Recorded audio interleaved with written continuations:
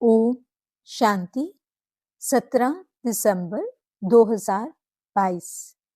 मीठे प्यारे बाबा के आज के मधुर महावाक्य। आज की मुरली के कुछ मुख्य पॉइंट्स। आज बाबा हमें समझाते कि वह हम बच्चों को आप समान बनाने के लिए पुरुषार्थ करा रहे हैं, इसलिए हमें अपना टाइम बिल्कुल भी वेस्ट नहीं करना है।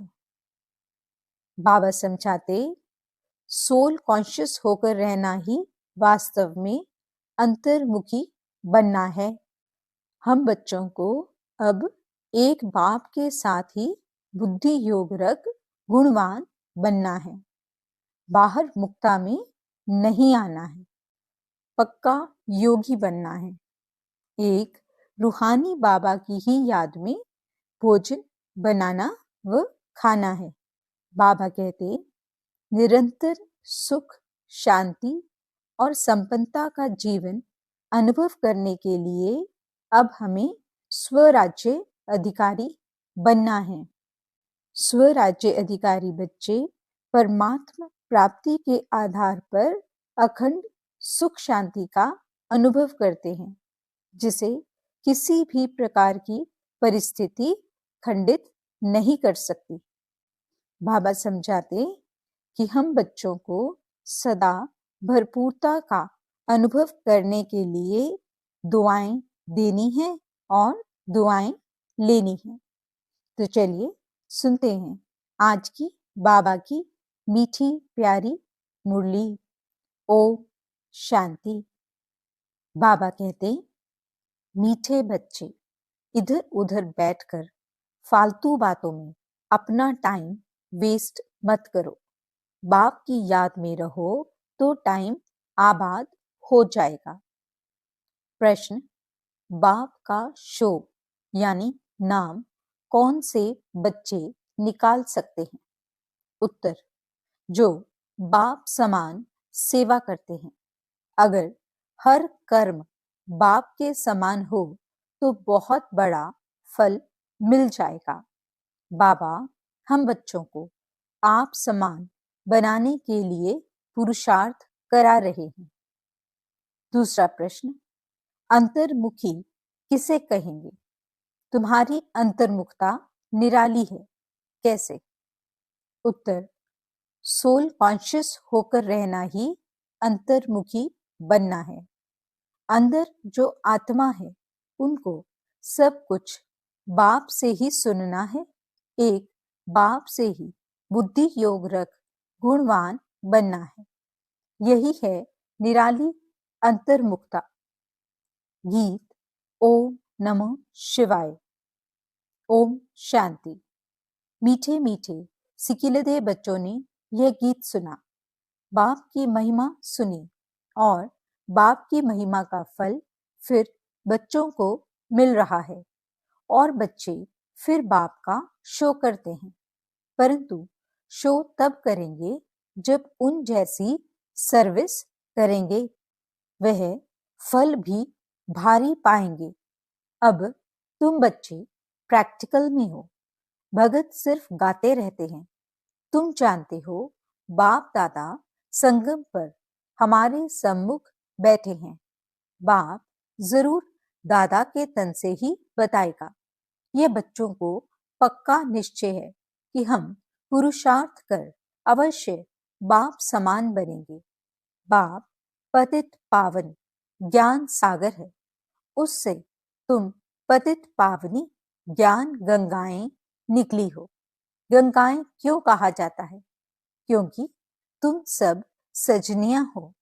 सबको हम ज्ञान गंगा ही कहेंगे। बच्चों को नशा चढ़ता है कि हम श्रीमत पर सारे विश्व के मनुष्य मात्र को सुख दे सकते हैं, जो और कोई नहीं दे सकता। अब बाप आया है सबको सद्गति देने और दिलाते भी हैं बच्चों द्वारा, क्योंकि करण करावन हार है ना। तो ऐसे बाप की श्रीमत पर जरूर चलना पड़े। बाप कहते हैं जो करेगा और जितनी सर्विस करेगा वही 21 जन्मों के लिए ऊंच प्रारब्ध पाएगा, परंतु तकदीर में नहीं है तो कुछ करते नहीं है बहुत सहज। दिन प्रतिदिन बाप बहुत अच्छी अच्छी पॉइंट्स देते रहते हैं और बाप कहते हैं जितनी झोली भरनी हो उतनी भर लो। ये मालूम भी अपने को पड़ सकता है कि हम अपनी झोली अच्छी रीति भर रहे हैं या कहाँ टाइम वेस्ट करते हैं। भक्ति में तो बहुत टाइम वेस्ट किया, एनर्जी वेस्ट की, पैसे भी बर्बाद किए, तो मेहनत भी बर्बाद की। देखो कितनी मेहनत करते हैं, जप तप दान तीर्थ आदि कितना करते हैं। अब ये जो कुछ हुआ ड्रामा अनुसार अभी तो है पुरुषार्थ की बात, जो बीत चुका उसका तो कुछ होना नहीं है, फिर अपने समय पर रिपीट होगा। अब बाप कहते हैं श्रीमत पर चलो, अपना टाइम यहाँ वहां बर्बाद मत करो, टाइम को आबाद करो बाप की याद में। बहुत बच्चे हैं जो बाप की बातें एक कान से सुनकर दूसरे से निकाल देते हैं। जो अच्छी रीति धारण करेंगे वह फिर औरों की भी जरूर सर्विस करेंगे, अपना समय कहाँ भी बर्बाद नहीं करेंगे। बहुत बच्चे हैं जो सारा दिन बाहर मुखी रहते हैं।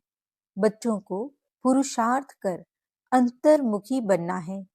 अंदर आत्मा है ना, ये निश्चय करना है कि हम आत्माओं को बाप समझा रहे हैं कि बच्चे तुमको सोल कॉन्शियस होकर रहना है। सच्चा सच्चा अंतर्मुख इसको कहा जाता है। हमारे अंतर्मुख होने की बातें ही निराली हैं।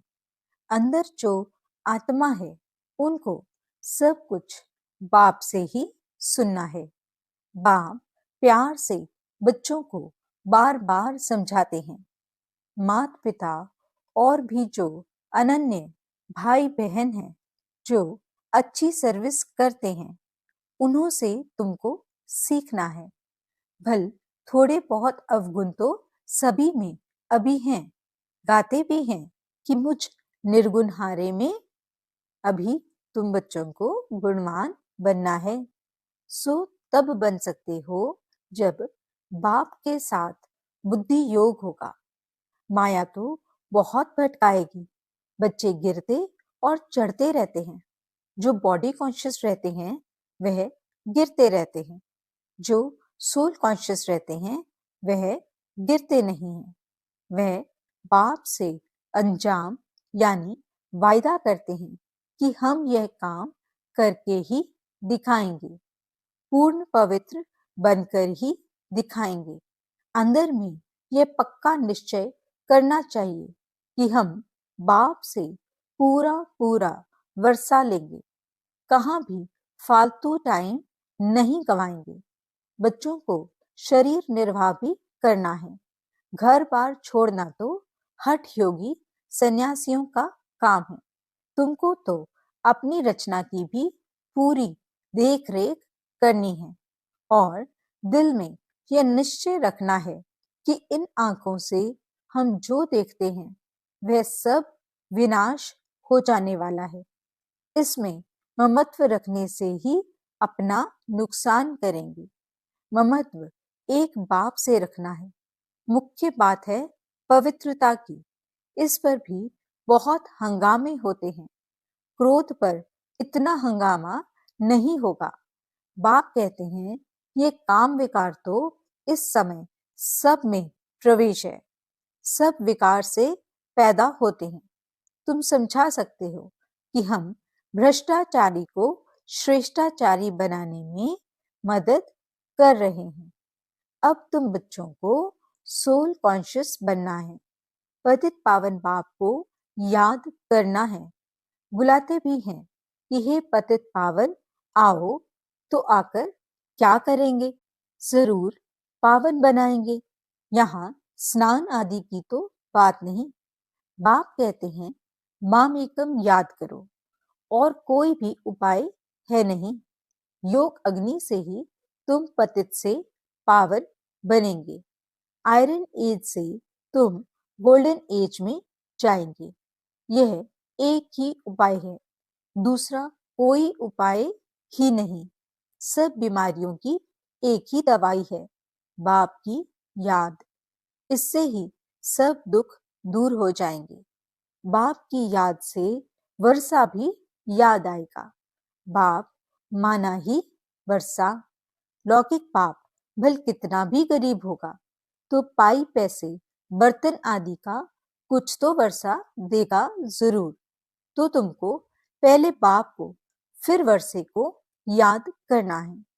बाप कहते हैं मन मना भव, मध्याजी भव। बाप तुमको सभी वेदों शास्त्रों का सार समझाते हैं। दूसरा कोई भी यह सार जानते ही नहीं।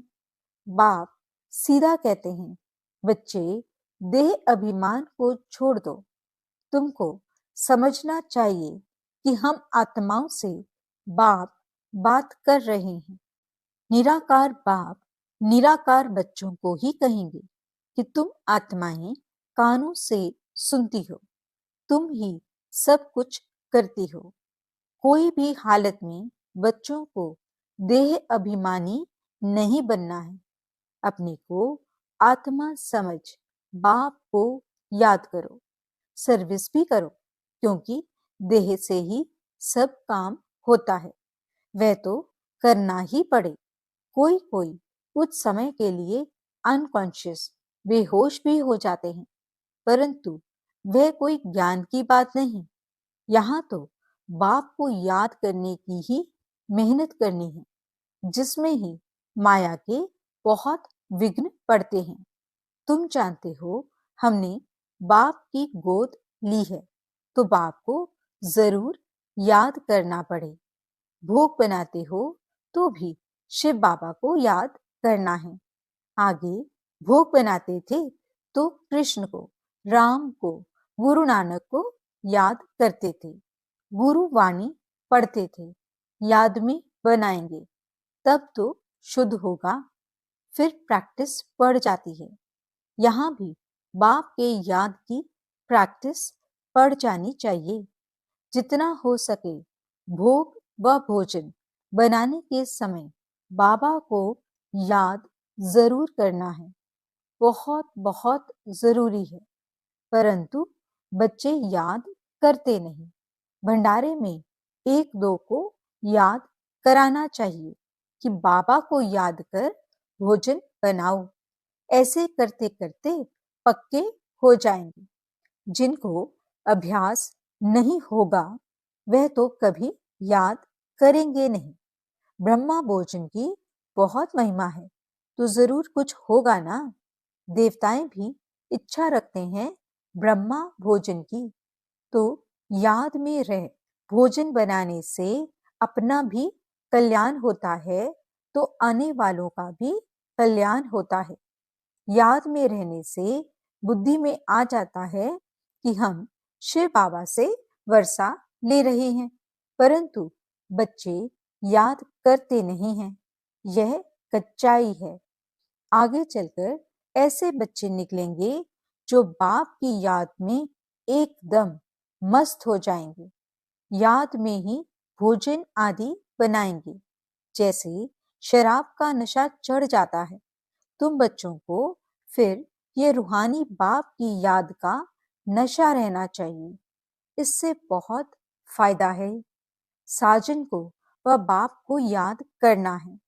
अति मीठा बाप है, इन जैसा मीठा कोई होता नहीं। बाहर वाले तो इन बातों को जानते ही नहीं। देवी देवता धर्म वाले ही समझ सकते हैं। त्वमेव माता च पिता, ये एक निराकार बाप की महिमा है। जरूर बाप ने इतना ऊंच कर्तव्य किया है, तब फिर भक्ति मार्ग में हम उनकी इतनी महिमा करते हैं। अब बाप कहते हैं मीठे बच्चे, और सब तरफ से बुद्धि योग हटाओ। सारी दुनिया से, अपनी देह से भी बुद्धि का योग हटाए माम एकम याद करो, तो तुम्हारा बेड़ा पार हो जाएगा। बहुत सस्ता सौदा है, परंतु लेने वाले नंबरवार हैं। यह भी ड्रामा बना हुआ है। बाबा कितना अच्छी रीति समझाते हैं, सुनते भी हैं। कोई तो अच्छी रीति धारण करते हैं, कोई तो एक कान से सुन दूसरे से निकाल देते हैं। यहाँ सम्मुख सुनने से बच्चे रिफ्रेश होते हैं, फिर बाहर जाने से भूल जाते हैं, कुछ भी याद नहीं रहता। कोई तो अच्छी रीति रिपीट भी करेंगे, जो बाबा ने समझाया है वह प्रैक्टिकल में करेंगे। सवेरे उठकर तुम बाबा की याद में भोजन बनाएंगे तो भोजन में ताकत रहेगी। इतना तुम बच्चों को नशा रहना चाहिए। सारे मनुष्य कुल का उद्धार करना है, मनुष्य कुल की ही बात है। ऐसे नहीं जानवर आदि का उद्धार करेंगे। उनका ड्रामा में पाठ ही यह है, जैसा मनुष्य वैसा फर्नीचर। सतयुग में किच्चड़ पट्टी होती नहीं। तुम्हारे लिए कितने वैभव हैं। वहां पंछी जानवर आदि सब रॉयल होते हैं। जैसा मनुष्य वैसी उनकी सामग्री होती है।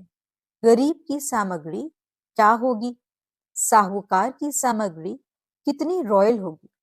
तुम बच्चे जानते हो, बाबा हमको बहुत ऊंची कमाई करा रहा है। फिर जितना जो करे, पढ़ाई एक ही है, पद हर एक नंबरवार पाते हैं। राजा रानी, प्रजा, साहूकार के नौकर चाकर, गरीब के नौकर चाकर सब होते हैं। बुद्धि में है कि हम अपनी राजधानी योग बल से स्थापन कर रहे हैं। हथियारों आदि की यहाँ बात नहीं है, यह है अभी की बात। योग बल से तुम राजाई पाते हो। इस समय तुम ब्राह्मणिया यानी शक्तियां हो। सतयुग में देवियों को हथियार आदि हो नहीं सकते। यह है अभी की बात। ज्ञान तलवार, ज्ञान खड़ग, फिर वह सब स्थूल रूप में ले गए हैं। अब तुम्हारी सूरत और सीरत दोनों बदलती हैं। काले से गोरे बनते हो, सर्वगुण संपन्न और 16 कला संपूर्ण बनते हो। जितना जो पुरुषार्थ करेंगे, इसमें झूठ तो चल न सके। अगर अंदर कुछ काला भरा हुआ होगा तो बाहर भी काला ही दिखाई पड़ेगा। बाबा कहते हैं, बच्चे तुम ऐसे मीठे बनो जो सब समझे, तो इनको बनाने वाला कौन है। तुम्हारी बुद्धि में सारे सृष्टि के आदि मध्य अंत की नॉलेज है। इस चक्र को जानने से ही तुम चक्रवर्ती राजा बन जाएंगे। बोर्ड लगा दो कि रचता है पाप, वही सारी नॉलेज देते हैं। तुम हो ब्राह्मण, तुम्हारी जात ही न्यारी है। तुम ब्रह्मा मुख वंशावली ब्राह्मणों को ही बाप नॉलेज सुना रहे हैं। तो शिव बाबा के साथ तुम्हारा कितना लव होना चाहिए। परंतु अच्छे अच्छे फर्स्ट क्लास बच्चे योग में फेल हो पड़ते हैं। ज्ञान तो बड़ा सहज है, मुरली भी अच्छी चलाते हैं, परंतु योग में मेहनत है। याद से विकर्म विनाश करना ये मेहनत है, बस इसमें बहुत फेल होते हैं। भगवानुवाच, तुमको मनुष्य से देवता, पतित से पावन बनाने आया हूं। ज्ञान से ही सद्गति होती है, तो ज्ञान सागर को जरूर नॉलेज देना पड़े। बाकी पानी का सागर व नदियां थोड़े ही पावन बना सकते हैं। अभी तुम बच्चे समझते हो, हम अपने लिए राजधानी स्थापन कर रहे हैं, आत्म अभिमानी बन रहे हैं। हम बाबा से नॉलेज का वर्षा लेकर विश्व का मालिक बन जाएंगे। कहाँ उन्हों की बुद्धि, कहाँ तुम्हारी बुद्धि। वह सब विनाश के लिए काम करते, तुम स्थापना के लिए करते हो। ये बातें भूलनी नहीं चाहिए। परंतु जिनकी तकदीर में नहीं है तो धारणा करते ही नहीं। पुरुषार्थ करना चाहिए ऊंच पद पाने के लिए। हम पास होकर ऊंच नंबर लेवें चाहते तो हैं, परंतु मेहनत नहीं पहुंचती। यह है बेहद की पढ़ाई। बाप तो विश्व की बादशाही देते हैं। वंडर है ना। बहुत प्यार से समझाते हैं, बच्चे मुझे याद करो। हड्डी याद करना है। बाप फिर से आया हुआ है। हम जरूर बाप की मत पर चलकर पूरा वर्षा लेंगे। बाबा हम आपको जान गए हैं। बाबा को देखा भी नहीं है। घर बैठे भी टचिंग हो जाती है। कोई को थोड़ा सुनने से भी नशा चढ़ जाता है। तकदीर भी साथ देती है। कोई फिर संग दोष में आकर पढ़ाई छोड़ देते हैं। रावण मत वाले अलग हैं, ईश्वरीय मत वाले अलग हैं। तुम बच्चे जानते हो कैसे राजाई स्थापन हो रही है। योग बल से। बाहुबल अनेक प्रकार का है, योग बल एक ही प्रकार का है। अच्छा, मीठे मीठे सिकिलदे बच्चों प्रति माता पिता बाप दादा का याद प्यार और गुड मॉर्निंग। रूहानी बाप की रूहानी बच्चों को नमस्ते। हम रूहानी बच्चों की रूहानी बाप दादा को दिल व जान सिख व प्रेम से नमस्ते नमस्ते नमस्ते जी। गुड मॉर्निंग बाबा। शुक्रिया बाबा। धारणा के लिए मुख्य सार। पहला पॉइंट, अंतर्मुखी बन एक बाप से ही सुनना है। एक बाप के साथ बुद्धि योग रख गुणवान बनना है। बाहर मुक्ता में नहीं आना है। दूसरा पॉइंट, रूहानी बाप की याद के नशे में रह भोजन बनाना व खाना है। पक्का योगी बनना है।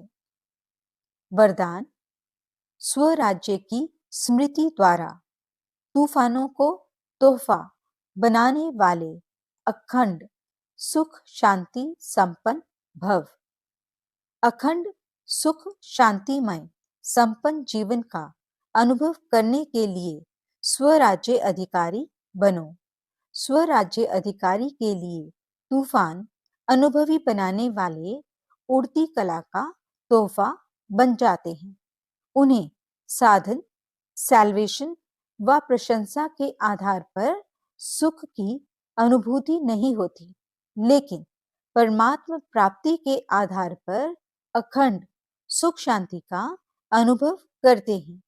किसी भी प्रकार की अशांत करने वाली परिस्थितियां उनकी अखंड शांति को खंडित नहीं कर सकती। स्लोगन, सदा भरपूरता का अनुभव करना है तो दुआएं दो और दुआएं लो। अच्छा, ओम शांति।